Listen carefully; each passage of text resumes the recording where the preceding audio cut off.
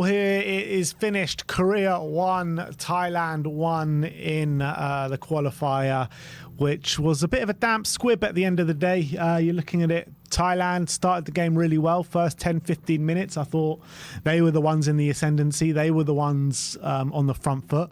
And then later on in that half, after 20 minutes up right until the end of the half, Korea were the much better side, playing football, quick, attacking, dynamic football, without getting too many chances on goal. And then you got right till the end of that first half, and Korea started really opening up Thailand, got that goal from Heung-min Son, which was an unbelievable finish, by the way. And then the second half just didn't really live up to the expectations of what we saw in the last stage of that first half. Yeah, you really thought Korea were going to kick on after that first half, especially how their first half ended. Brilliant goal from Son, and they looked like they were taking the momentum into the second half.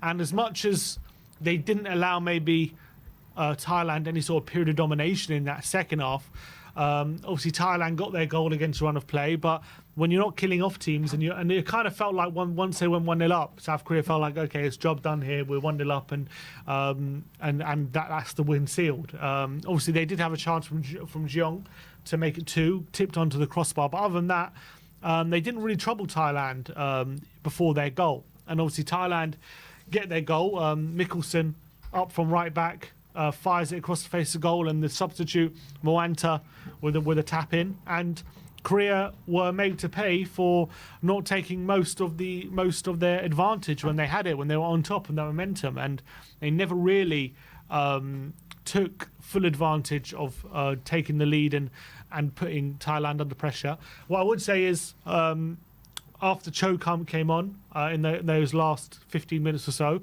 they did start to pile on the pressure, and all of a sudden there were chances there, and they'll be kicking themselves at the end of that game that they missed a host of chances, real clear-cut opportunities from corners and from and one created from Son, which I think Hong really should have finished. So they had the chances, they'll be kicking themselves, but they should never have let Thailand back in the game. Yeah, but, they left it a little too late, didn't they, in the end of that second half? They had about 3 real presentable chances in the space of like a minute or 2 minutes right at the end of the second half. And you're thinking, why have you left it that long to show a bit of urgency within the game? It's really frustrating to watch, because you could see there was a clear gulf in quality with the teams when you saw how the first half progressed. And then they just didn't come out with any sort of urgency, any sort of quality. They had all the possession in the world. I think it was 75% possession throughout the whole game and in the second half. And they just didn't use the ball to the capabilities that we know they can. Kangin Lee came on and we saw a few flashes from him, but that was about it, really. And it was just a frustrating watch. It was a bit reminiscent of maybe the Asia Cup performances under Klinsmann, where you saw spurts of quality from the South Koreans, but nothing too much on a domination level for the whole of the 90 minutes. When you look at the gulf in quality of the teams, South Korea should be knocking on the door time and time again and breaking that wall down and winning this game quite convincingly. But when you look at the outlook of the group, is a slight worry. When 3 games in, they're 1 point clear at the top, because as of talking right now, China are beating Singapore. They do have another go at Thailand later next week, when if they win that game, they will put themselves in a dominant position in the group. But they should be home and hosed. It should have been a win today, and they should be going out against Thailand next week to go and steal that qualification. Yeah, if this was an audition for Hwang Sung-hong to get the job full-time, it probably wouldn't have done him any favours, the level of performance. They should have really taken Thailand to the cleaners. That'll be very disappointing from his point of view, that they didn't win convincingly, and they didn't even win at all. They end up drawing. I think from what he'll argue is they definitely should have won. They definitely had enough chances to win, and he'll probably argue they deserved to win with the level of chances they created.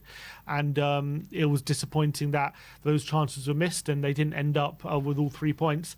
But I think if you're a Korea fan and you're watching this game and you're thinking about whether Hwang should get the job full time, you definitely argue that there was definitely a lack of cohesion in the team, especially before Lee Kang-in came on. There was a lack of spark in that front line. They didn't really open up Thailand too many times before those last 15 minutes. And apart from the goal and the chance where Jeong hit the crossbar, they rarely troubled the goal from Thailand, to be honest, up until the last 15 minutes when they threw Cho on, and all of a sudden they'll swing the balls in the box and they will start creating a lot more opportunities. But, you know, if your setup should be creating a lot more opportunities, especially with the quality of players you have, than they were. So I don't think Hwang will have done himself any favours. But obviously he'll probably be leading the team out next week, on the weekend, against Thailand again. So he'll have a chance to make up for it.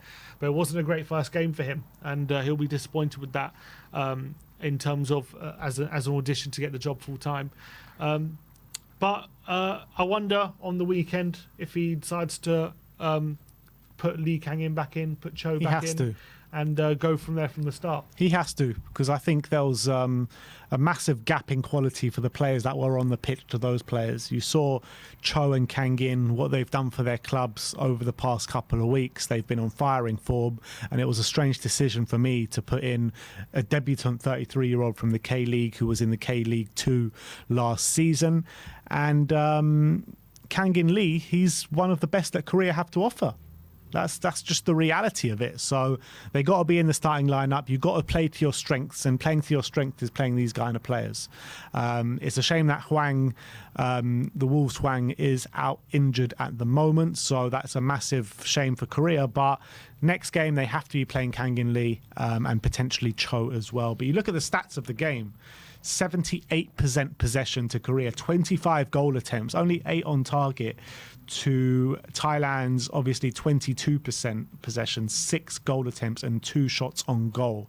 In terms of XG, Korea had a 2.47 to Thailand's 1.25. I mean, in terms of shots to XG conversion, that is actually quite mad when you look at it. Well, for Thailand. Yeah. Yeah, pretty crazy. They didn't have many opportunities, did they? Not at all. So it's no surprise to me that XG was very low. But let's be honest, the goal they scored, you score that every time, 9 times out of 10. So really disappointing.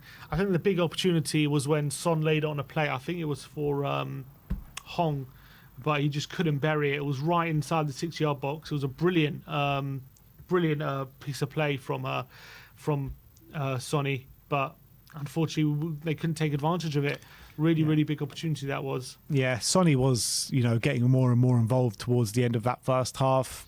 Not really. I mean, he got involved as well again towards the end of the last stage of the second half, but I think when you're looking at that goal, 45th goal for Korea, 3rd in the all-time goal-scoring charts, what a legend this man is. And that finish was to die for, wasn't it?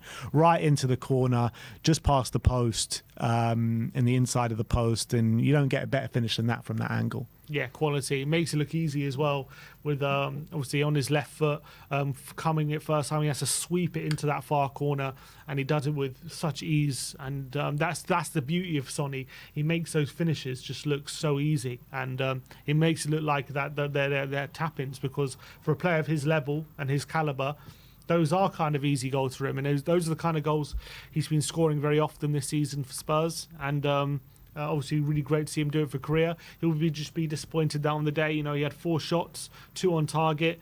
Obviously he got his goal. He missed one big opportunity, and he'll be disappointed that they're sitting here at the end of the day having drawn, and he'll feel like, if he would have put one more of those chances away, maybe they would have won. But I thought he played well overall, one of their better players on the day. And if it wasn't for some other poor finishing from his teammates, he would have had a goal and an assist on the day. Well, it is what it is. It's finished 1-1 here in Seoul. We'll be back in Bangkok on the 26th on Tuesday for the return watch long. It'll be Thailand against Korea. So come and join us on Tuesday, and we'll see you then. Thank you everyone for joining us today. We'll see you next time, guys.